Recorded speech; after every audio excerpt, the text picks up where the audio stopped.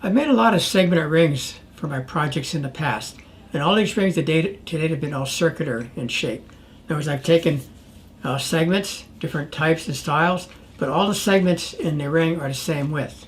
I've gone from maybe 8 segments per ring up to 72 segments per ring, but all the segments are the same width. This is just a small sampling of the large variety of different types of segmented rings that I've made over the years.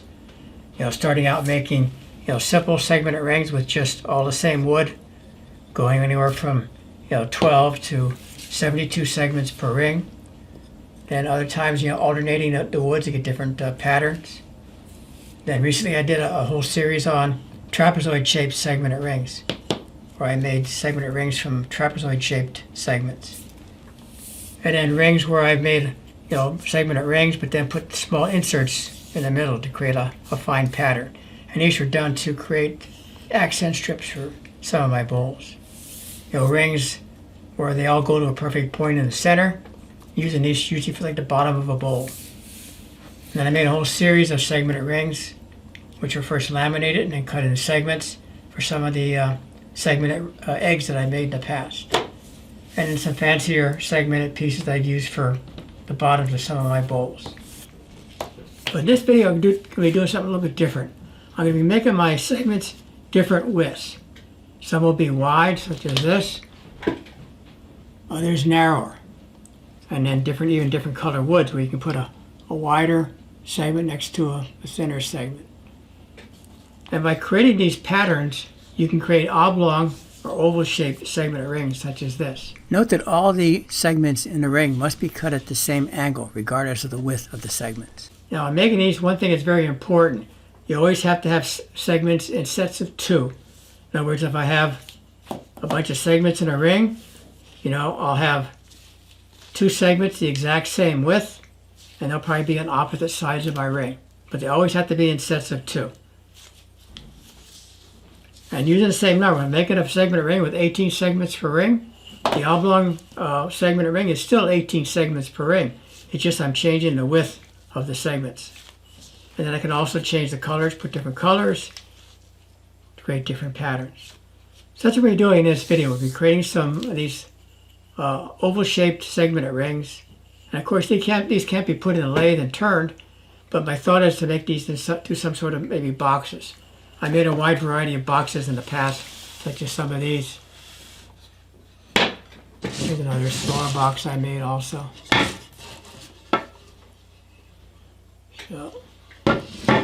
So my first thought is to take these oval-shaped segmented rings and make some small boxes.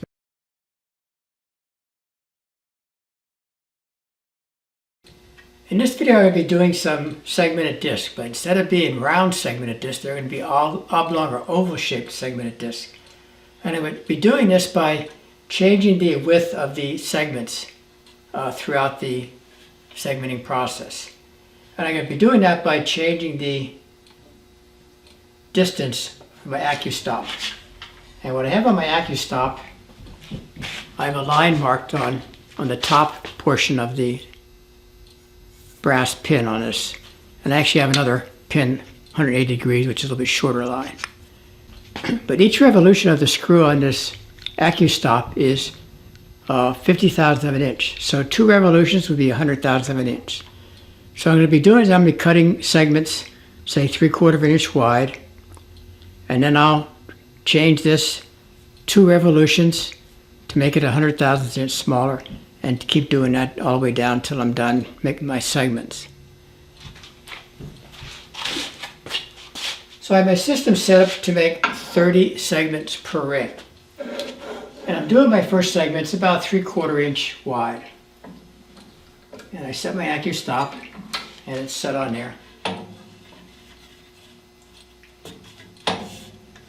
And so the first 2 center segments will be set up. And then on side of it, I'll be doing 2 segments on each side. So after I do the first set, I'll be doing 4 of one size, then changing my indexing system, my Accu-Stop, to a smaller size, do 4 more segments, and then just keep repeating that until the board is done. But I need to get 30 segments in total. So let me start here by cutting my first segments. So I have my laser marker on, so this first segment's going to be 3/4. So I'll cut 2 of these, and I'll be marking these as my number 1 segment. All of the sections showing the cutting of segments using the Accu-Wedge are sped up 5 times the actual cutting speed for viewing purposes. But as always, the slower you cut, the smoother the cuts. So I just cut my first 2 segments, then I rotate my Accu-Stop 2 full revolutions, and then I'll cut 4 segments of that size, and always mark the numbers sequentially. This will be segment number 2.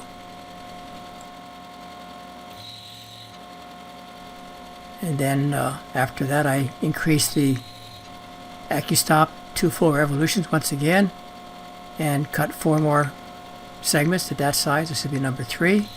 And I continue this process until I'm done cutting all my segments.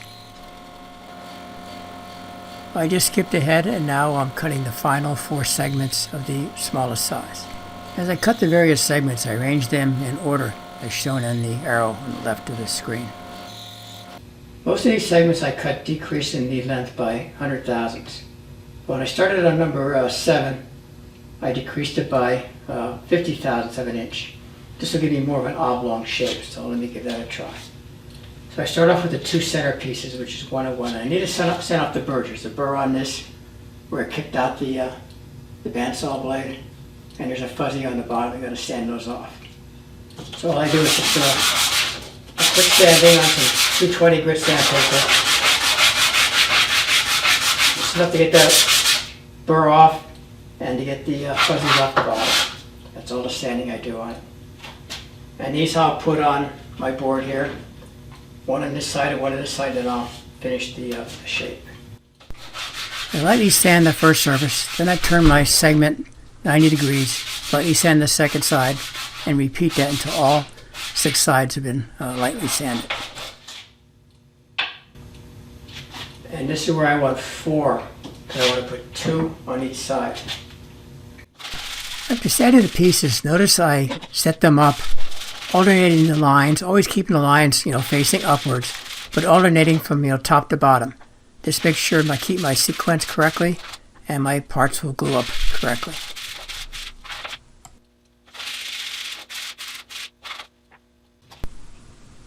And now I'm sanding the final 2 pieces to go into the assembly.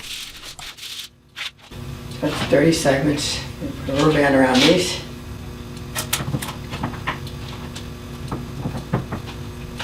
And there's our finished shape. So you see what I did here. Here's our center disc, our number 1s. Then 2 discs the same size on both sides of that going out the whole way. And now this is ready for glue up. And this technique works because I set my system up to 30 segments per disc. There's 30 segments in here. As long as I have equal numbers of like 1 and 1, 2 and 2, as long as you equal numbers and the total adds up to 30 segments, it'll be a perfect ring, even though it's oblong.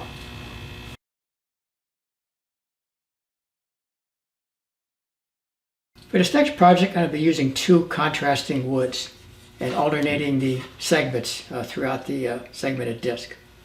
So to do this, I'm actually going to make 2 oval-shaped discs. So for the first segments, I need to cut 4 pieces, 2 for each disc. Then after that, I need to cut 8. So I'll be cutting 8 segments of each size going forward. So I have 2 woods. I have a piece of dark wood here and a piece of light like maple. And the first step is to cut 4 pieces off this dark piece of wood. And those will be the 2 outer pieces for the 2 segmented discs. So each of these will be about 3/4 of an inch wide. This first board I'm cutting is actually a piece of Wenge wood, and I'll be cutting 4 segmented discs, each about 3/4 of an inch long.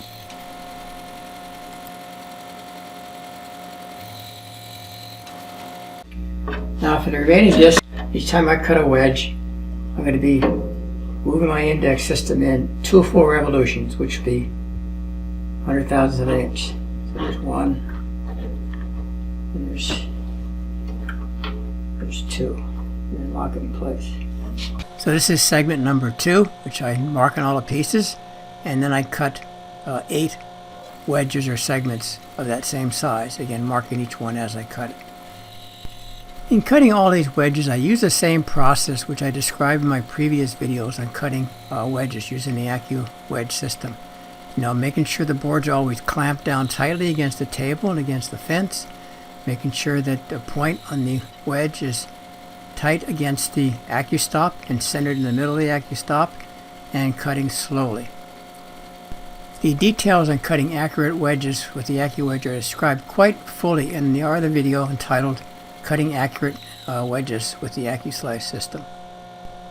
After the 8 wedges have been cut, the Accu-Stop is advanced 2 full turns, and then once again we make 8 segments at that size. The process is continued for the remaining segments, going back and forth between the 2 different boards, each time moving the Accu-Stop 2 full revolutions, and then cutting 8 wedges at that size. I'm keeping all the wedges organized as I'm cutting them, and now I'm cutting the final few wedges to complete this project.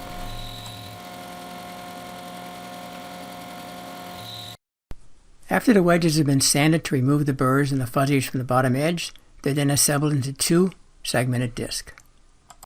So you can see I go from the wide pieces in the center here to the smaller pieces on the edge. And now these segmented discs are ready for glue up.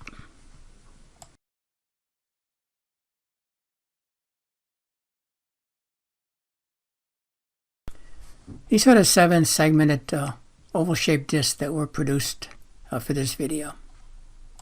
And now these are all ready for glue up. I'm ready to glue up these oblong segmented pieces.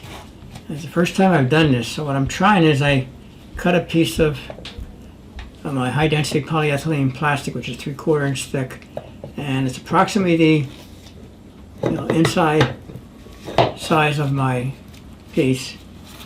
And the whole purpose of this is just for glue up, so that when I rubber band on these, they don't fly all over the place.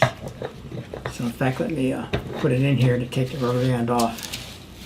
And I'll be gluing this with Type-On 3 glue again.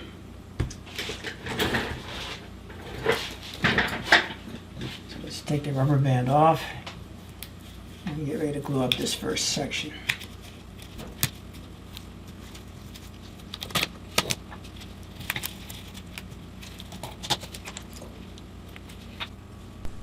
I use a small brush and apply glue to both sides of the small wedges.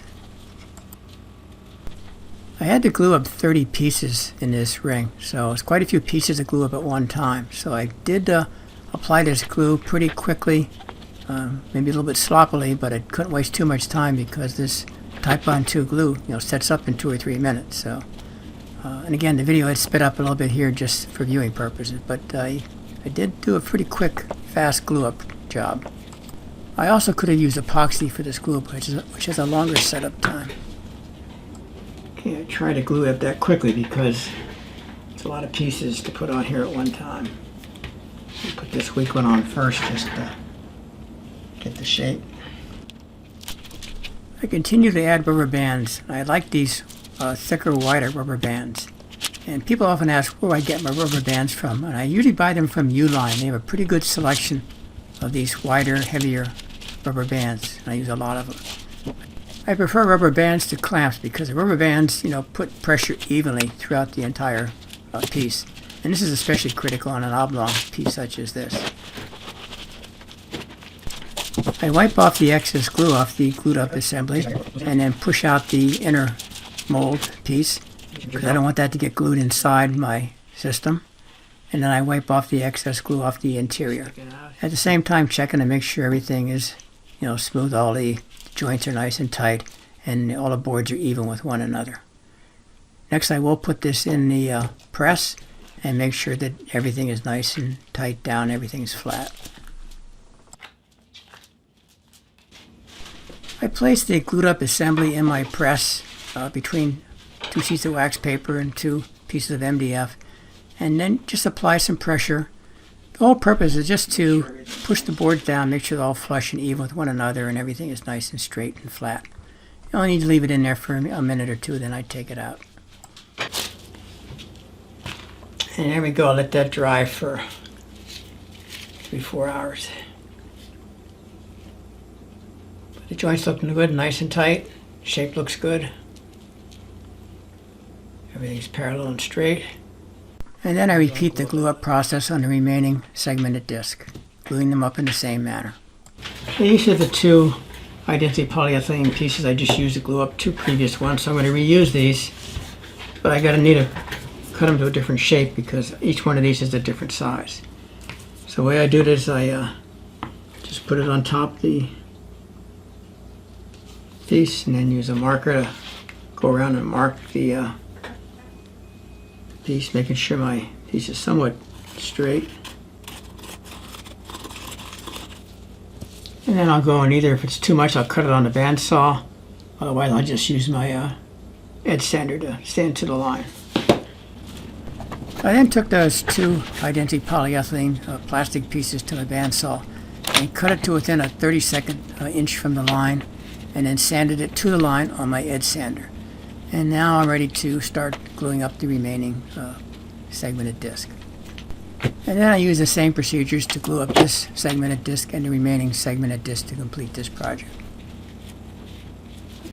As was done previously, Type-On 3 glue was applied to both edges of the wedges. Then they were placed around the center mold, and rubber bands were used to clamp them in position. And then the mold be released as was done previously.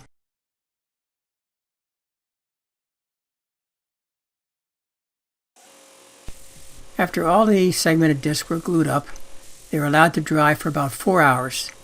Then I took them to my edge sander, and first of all sanding the top and bottom faces.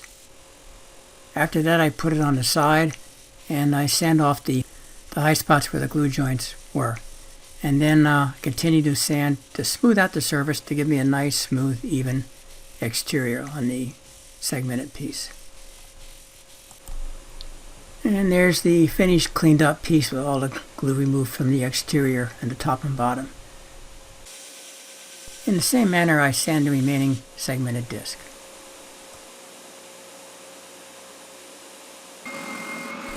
Next, I take the segmented disc to my oscillating drum sander and sand the interior to remove the glue lines, and once again to smooth the inner surface to give me a nice, smooth surface on the interior. And here's the finished sanded segmented disc with all surfaces sanded smooth. And the joints are nice and tight. I see no gaps. Looks really good. So I sand the remaining segmented disc to finish this project.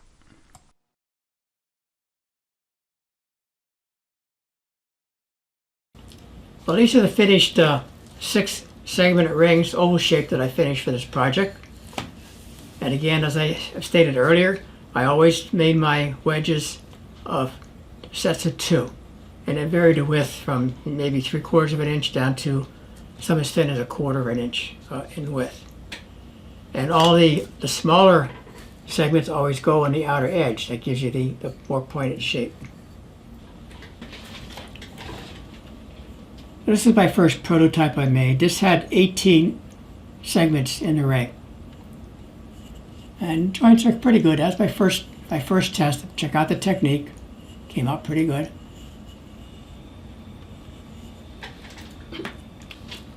So then for the remainder of the disc, I went to 30 segments per ring to give me some smaller pieces, a lot more smaller pieces on the end. So all these remaining were done with 30 segments per ring. And this is my first one. This is a piece of walnut. And again, the joints are tight. You can hardly even see the joints. They're that good.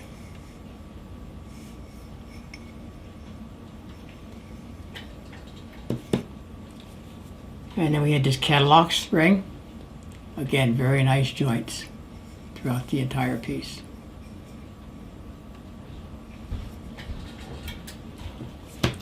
Then we had 2 rings I made, which Padauk and Maple.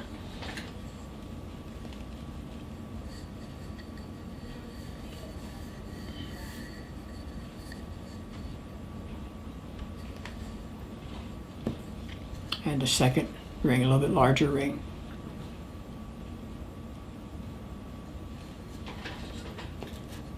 And the final ring were some Wenge and maple.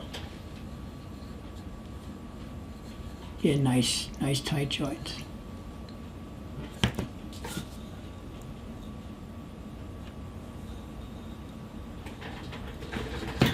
Well, this concludes this video of making these oval-shaped segmented rings by using different widths of segmented rings.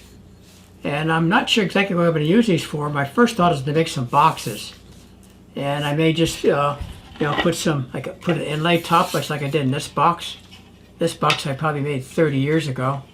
But it just has an inlay top, and that's just done by putting a dado on the inside of this and then, dropping in a lid. So that can easily be done to make a nice lid for a box like that. And do the bottom the same way. The other thought is to use these for bases for some of my other projects. I could put this on top of one of my boxes and then use it as a pedestal for our project. Here's another idea for this one. Again, that would make a nice base for that project. So I'm not exactly sure what I'll be using for right now, but I'll be making a couple different things. Definitely making some boxes. But making some pedestals also. But I just wanted to get this video out there to show you what is possible that could be done by making wedges of different widths to create some different shaped segmented rings. The most important thing is, though, you have to have sets of two. So always have to have two segments of the same width. So as long as you do that, it'll be fine. You can do anything from 12 segmented rings up to 72 segmented rings.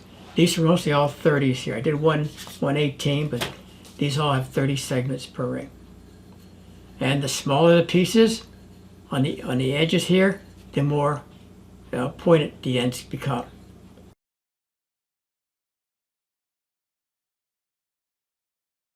Here's a quick and easy top and bottom I just fabricated for this box.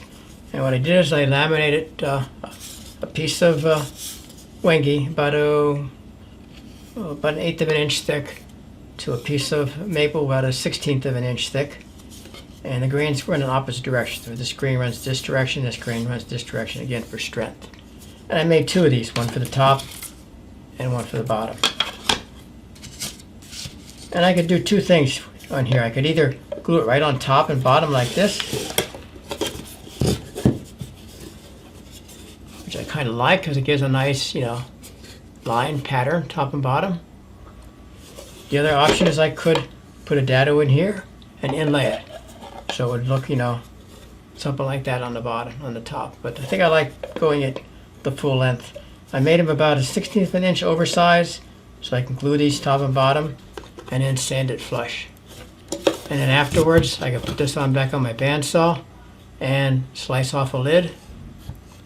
And then I have a finished box. So I glued on the top and bottom pieces using Titebond 3 glue, and then use some clamps to clamp them in place. And let this sit for about an hour. Okay, after that glue dried, I took it to my edge sander, sanded it flush, and there's my completed box. Now I'll take this to the bandsaw and I'll slice off the top. And I'll have a perfectly matching top and bottom.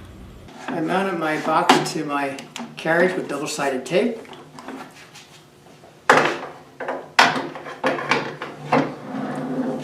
And I'm going to cut a top off about a 1/4 inch thick on the top. I'm using a Timberwolf blade, 8/10 per inch, 1/2 inch wide blade to cut the lid off the box. And again, I'm cutting quite slowly. The video is sped up just for viewing purposes. The double-sided tape holds the box quite thoroughly, and I used a putty knife to remove it.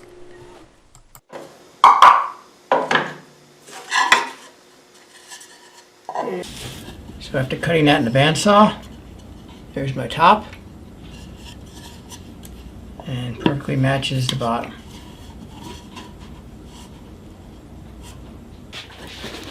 I was going to do some dados on this lid to make it fit this box, but I thought rather than try that, let me try putting an inlay, a strip inside. And I've done some banding for guitars and stuff in the past using my bending iron. I figured I could make a piece like this to go inside there and create a lip without having to mill the top and bottom. So let me go ahead and give this a try. I have a piece of thin strip. This is about an 1/8 of an inch thick and about 3/8 of an inch wide. I'm going to bend this to go around the lid. So to do this, I'm using my bending iron, which I've used for doing, banding and purfling. And you have to wet the wood.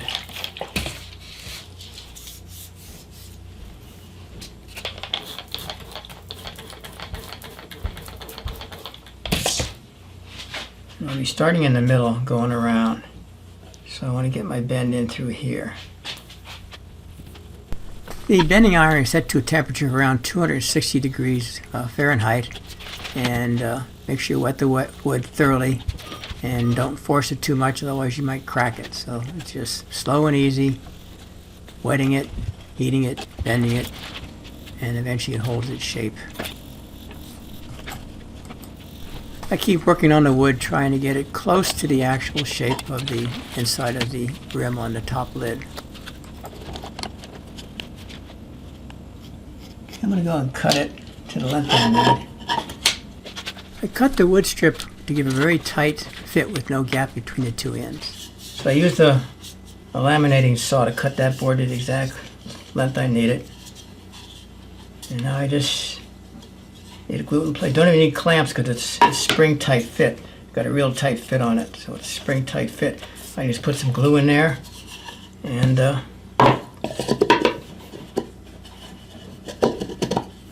should be done. I use a small stick to apply a small amount of glue to the inside of the rim of the lid. I don't want to put too much glue that it overflows and messes it up. So just put enough just to give me a good gluing joint. And then insert the wood strip and then allow it to dry for about an hour. There's my finished box.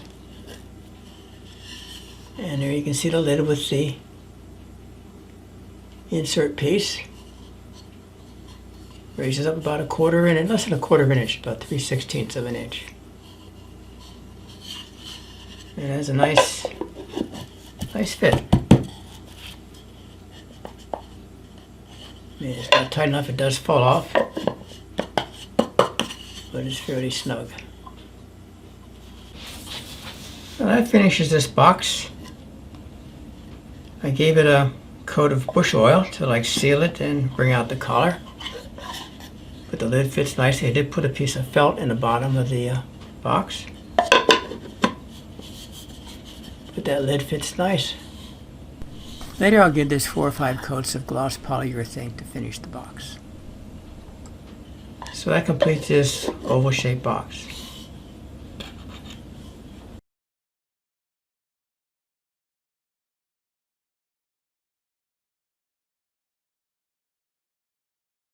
So once again, thank you for watching this video. If you have any questions or concerns or comments or any thoughts what these items could be used for, please give us a call or drop us an email. As always, we're always happy to hear from you.